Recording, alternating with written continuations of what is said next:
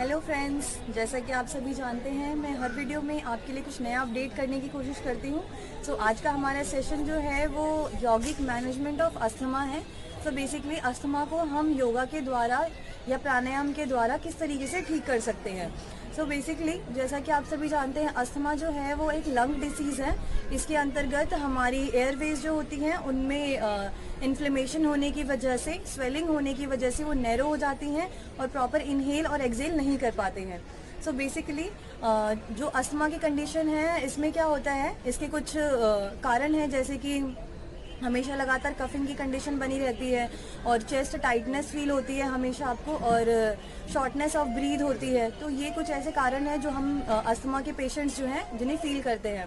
इसके अलावा कुछ ऐसे ट्रिगरिंग फैक्टर हैं जो अस्थमा की कंडीशन को ट्रिगर कर देते हैं। फॉर एग्जांपल एनवायरनमेंट जब चेंज होता है, एयर पॉल्यूशन की कंडीशन हो गई, एलर्जन या वायरस के कांटेक्ट में आने से, कई बार ऐसे ड्रग्स का इंटेक करते हैं जो कि हमारे लिए अच्छे नहीं होते, कोल्ड की कंडीशन में, और स्पेशली जब हम एनिमल के कांटेक्ट में आते हैं तो ये और ज़्यादा हाइपर एक्टिव हो जाती है। इसके अलावा और सारे फैक्टर्स हैं जिसे ट्रिगर कर सकते हैं।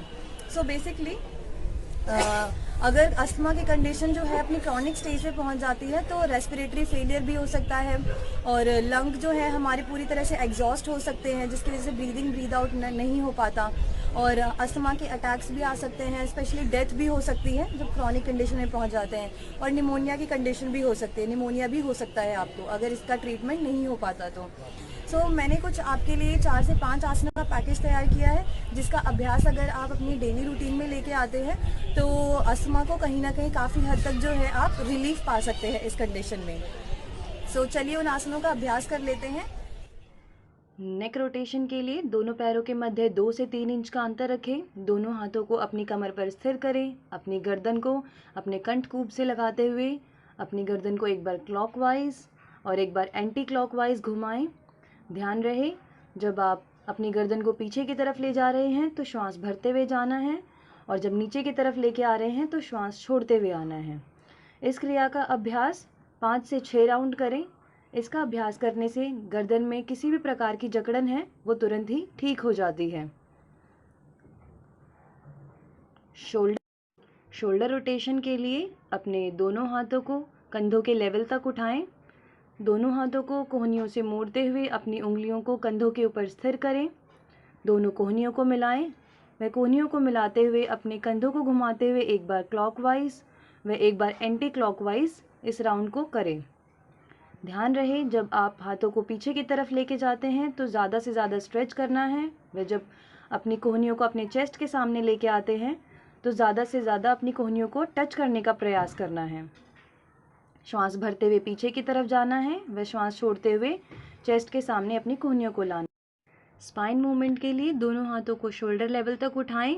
श्वास भरते हुए दोनों हाथों को अपने पीठ की तरफ मिलाने का प्रयास करें व श्वास छोड़ते हुए दोनों हथेलियों को आपस में मिलाएं। इस क्रिया का अभ्यास 5 से 6 बार करें।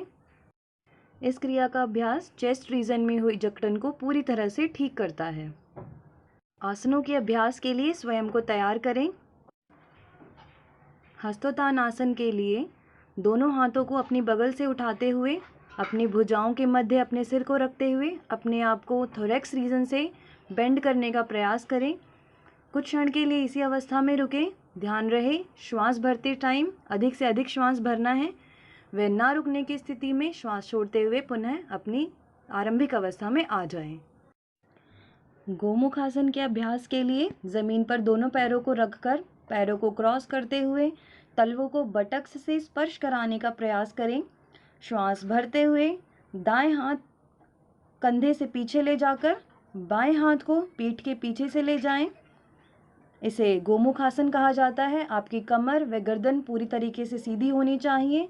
इससे अधिक से अधिक चेस्ट एक्सपेंशन होता है व श्वास लेने की क्षमता बढ़ती है। ना रुकने की स्थिति में श्वास को छोड़ते हुए प्रारंभिक अवस्था में आ जाएं। इसे दंडासन कहा जाता है। उष्ट्रासन के अभ्यास के लिए अपने दोनों पैरों को घुटनों से मोड़ते हुए वज्रासन की अवस्था में बैठें। भुजाओं को बगल में रखते हुए घुटनों पर खड़े होते हुए पीठ को पीछे की ओर झुकाने का प्रयास करें। आपके दोनों हाथ आपके बटक्स के ऊपर होने चाहिए वह आपकी गर्दन पूरी तरह से लटकी हुई होनी चाहिए। इसे अर्ध उष्ट्रासन कहा जाता है। श्वास छोड़ते हुए कुछ क्षण बाद आराम की अवस्था में आए। अब उष्ट्रासन के अभ्यास के लिए अपने दाएं हाथ को दाईं एड़ी पर व बाएं हाथ को बाईं एड़ी पर रखते हुए अपनी कमर को अधिक से अधिक बेंड करने का प्रयास करें। थोरेसिक रीजन को ज़्यादा से ज़्यादा एक्सपेंड करने का प्रयास करें। सामान्य श्वास प्रश्वास के साथ कुछ क्षण तक इसी अवस्था में रहें। श्वास ना रुकने की स्थिति में पुनः वज्रासन की अवस्था में आ जाएं। वक्रासन के अभ्यास के लिए दोनों पैरों को घुटनों से सीधा करते हुए दंडासन की अवस्था में बैठे। दाएं पांव की एड़ी व पंजे को बाएं घुटने के निकट लाएं। श्वास भरते हुए अपने बाएं हाथ को आसमान की तरफ उठाएं। अपने उदर को पीठ की तरफ खींचते हुए बाएं हाथ की हथेली को पंजे के पास रखने का प्रयास करें। अपनी चिन को बाएं हाथ की सीध में रखें व बाएं हाथ को बटक के पास रखें। यह वक्रासन कहलाता है। इस आसन का अभ्यास दूसरी तरफ से भी करें। व श्वास छोड़ते हुए अपने पैर को पुनः सीधा करते हुए दंडासन की अवस्था में बैठ जाएं। भुजंगासन के अभ्यास के लिए अपने दोनों पैरों को घुटनों से मोड़ते हुए पेट के बल लेट जाएं। आपकी दोनों हथेलियां ज़मीन की तरफ रहें व आपकी चिन ज़मीन से लगी हुई रहे। श्वास भरते हुए अपनी हथेलियों को चेस्ट के पास लेके आएं व सर्प के समान नाभि तक का हिस्सा हवा में उठाएं व गर्दन को पीछे की तरफ लटका कर रखें। इसे भुजंगासन कहा जाता है। कुछ क्षण इसी अवस्था में रुके। श्वास छोड़ते हुए सामान्य स्थिति में आ जाए। आसनों का अभ्यास इसी क्रम में करने के उपरांत शवासन करना अति अनिवार्य है। शवासन के लिए पीठ के बल सीधा लेट जाएं। आपकी हथेलियों का रुख आसमान की तरफ हो। एड़ी व पंजे पूरी तरह खुले हुए, आंखों को कोमलता से बंद करें व डीप यौगिक ब्रीदिंग का अभ्यास करें। Welcome back again. जैसा कि हमने देखा कि जिन भी आसनों का हमने अभ्यास किया है वो सारे आसन ऐसे आसन हैं जो आपकी चेस्ट ओपनिंग वाले आसन है, बेसिकली जिसमें चेस्ट का एक्सपेंशन ज़्यादा से ज़्यादा होता है, जिसकी वजह से आप प्रॉपर इनहेल और एक्सेल कर पाते हैं और मसल्स जो हैं वो हमारी सूदन हो पाती है, मतलब को सूदनिंग इफेक्ट मिलता है। इसके अलावा हमने कुछ सूक्ष्म व्यायाम का भी अभ्यास किया जिसकी वजह से हमारे नेक रीजन में, शोल्डर रीजन में, स्कैपुलर वाले रीजन में जो जकड़न है वो पूरी तरह से जकड़न जो है पूरी तरह से ठीक हो जाती है, रिलीफ मिलता है उसमें भी काफ़ी हद तक। सो इनके अलावा आप जो चेस्ट ओपनिंग वाले आसन हैं, अन्य आसनों का भी अभ्यास कर सकते हैं। फॉर एग्जांपल ताड़ आसन का अभ्यास कर सकते हैं, मत्स्य आसन का अभ्यास कर सकते हैं, शवासन का अभ्यास कर सकते हैं। सो बेसिकली ये ऐसे आसन हैं जो हमारी इंटरकॉस्टल मसल को पूरी तरह से स्ट्रेच आउट करते हैं। सो जिसकी वजह से वो जो मसल हैं वो पूरी तरह से रिलैक्स हो पाती हैं और सूदनिंग इफेक्ट जो है हमें मिलता है। साथ ही साथ हम कुछ प्राणायाम भी हैं जिनका अभ्यास हमें लाभदायक होता है। फॉर एग्जांपल हम कपालभाति का भी अभ्यास कर सकते हैं, सूर्य भेदन का अभ्यास कर सकते हैं, नाड़ी शोधन का अभ्यास कर सकते हैं। सो कपालभाति का, भस्त्रिका अभ्यास करने से पूर्व हमें इस बात का ध्यान रखना है कि हमें फोर्सफुली इनहेल और एक्सेल नहीं करना है, बहुत ही आराम से करना है। यौगिक ब्रीदिंग जो है उसका अभ्यास कर सकते हैं।